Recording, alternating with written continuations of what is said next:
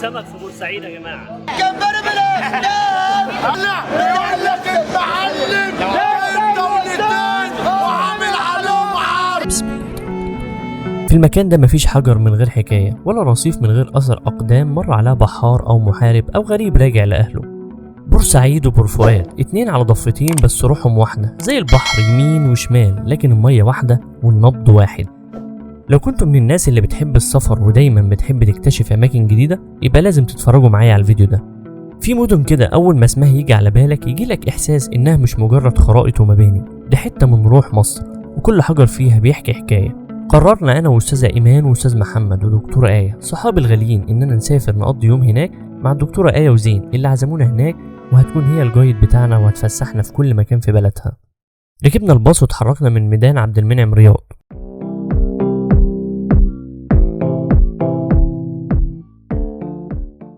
السفر مش مجرد طريق ومسافة بتسافرها، لأن كل خطوة بتمشيها بتقرب خطوة من حكاية جديدة.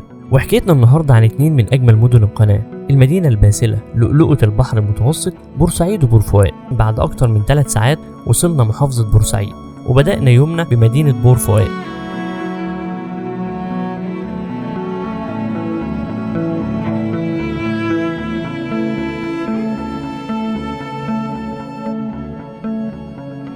متخيلين المنظر؟ قعدنا فطرنا أحلى أكل مصري وقدامنا مباشرة قناة السويس العظيمة وسفن عملاقة بتعدي في هدوء، إحساس بالرهبة والفخر في نفس الوقت. بورفؤاد على الطرف الآسيوي لقناة السويس وكأنها بتقولك أهلا بيكم في قارة آسيا. جوها رايق ومختلف عن بورسعيد نفسها. وبعد الفطار اتمشينا شوية في شوارع بورفؤاد الهادية.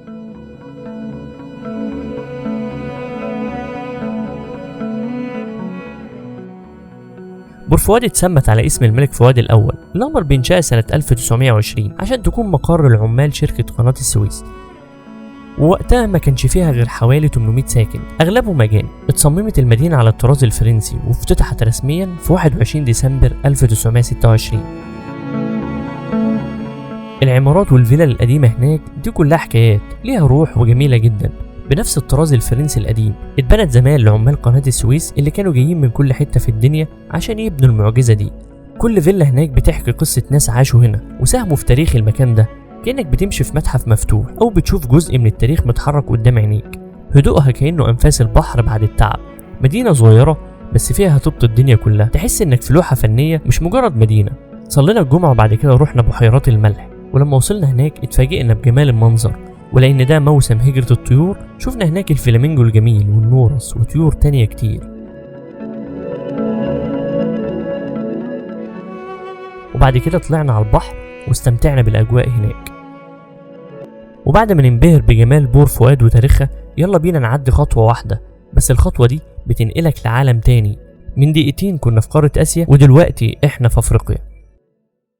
في مدن بتفتح لك دراعها كأنها كانت مستنياك من زمان، كانت تندهلك وبتقولك أهلا بيك في بيتك التاني.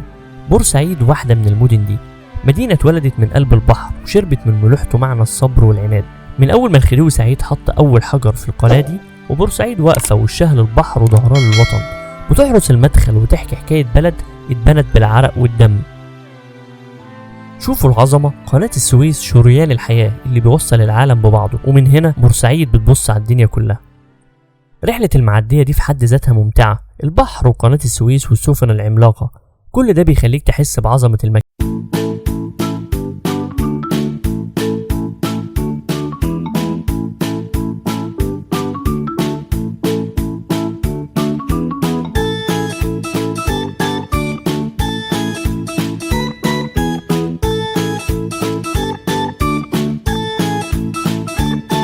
بورسعيد كان لازم نتمشى على ممشى بورسعيد.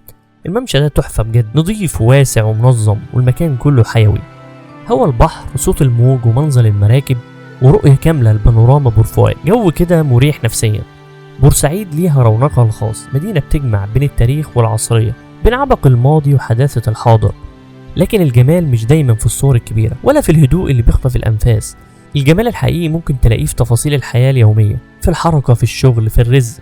وبما اننا في بورسعيد يبقى لازم ناكل سمك، عشان كده كان لازم نزور أسواق بورسعيد وخصوصا سوق السمك.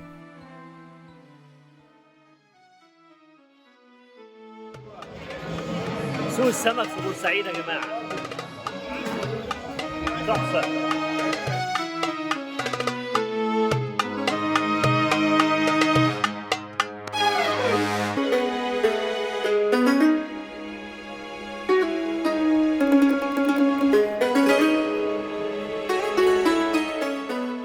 السمك اللي ملوش مثيل، والسوق ده حكاية لوحده، أنواع سمك ما تتعدش وكلها طازة وطالعة من البحر حالا. سوق السمك المكان اللي البحر بيحكي فيه يومه على لسان الصيادين.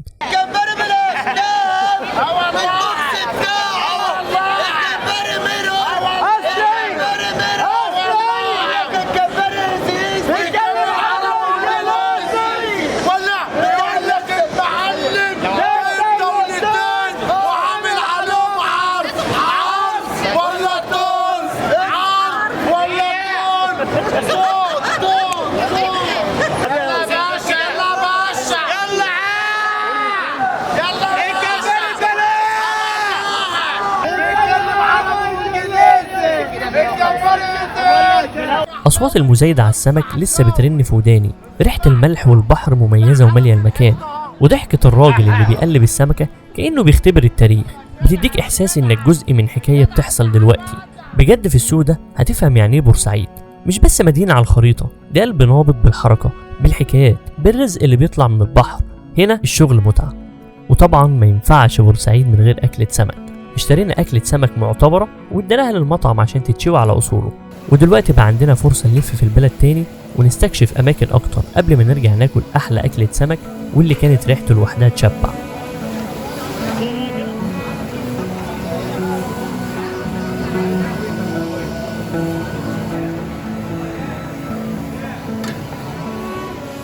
بورسعيد مش مجرد مدينة، دي سطر من كتاب مصر الطويل، مرت عليها جيوش واحتلالات، وقفت في 56 زي جبل من العزة. صوت المدافع يومها لسه بيرن بين الشوارع القديمة كأنه بيحكي بطولات أجدادنا. وفي النهاية عايز أقول إن المدن مش مجرد مباني أو شوارع، المدن أرواح، وبورسعيد روحها بحر، ساكت لما يحب ويهيج لما يزعل، بس دايما مليان حياة ومليان أسرار. كانت رحلة ممتعة بمعنى الكلمة، تجربة ما تتنسيش من دمنهور لبورسعيد. يا رب تكون عجبتكم زي ما عجبتني بالظبط، وقولولي في التعليقات مين فيكم زار بورسعيد قبل كده وإيه أكتر حاجة عجبتكم فيها. ولو لسه ما زرتوش بورسعيد يبقى لازم تزوروها قريب، وبجد هتستمتعوا بجمال المدينتين بور فؤاد وبورسعيد. وكمان بورسعيد اسعارها رخيصه جدا، خصوصا سوق السمك اللي هتلاقيه ارخص من اي مكان في مصر. ما تنسوش تعملوا لايك للفيديو وتشاروه مع اصحابكم اللي بيحبوا السفر، واعملوا سبسكرايب للقناه عشان ما تفوتكوش اي مغامره جديده. واشوفكم في رحله تانية ومغامره احلى باذن الله. وفي النهاية حابب أشكر خالتي إيمان وأستاذ محمد والدكتورة آية وحبيبنا الجميل زين على اليوم الرائع ده اللي بجد استمتعت بكل لحظة فيه، وإن شاء الله نقدر نزور أماكن تانية كتير سوا. السلام عليكم.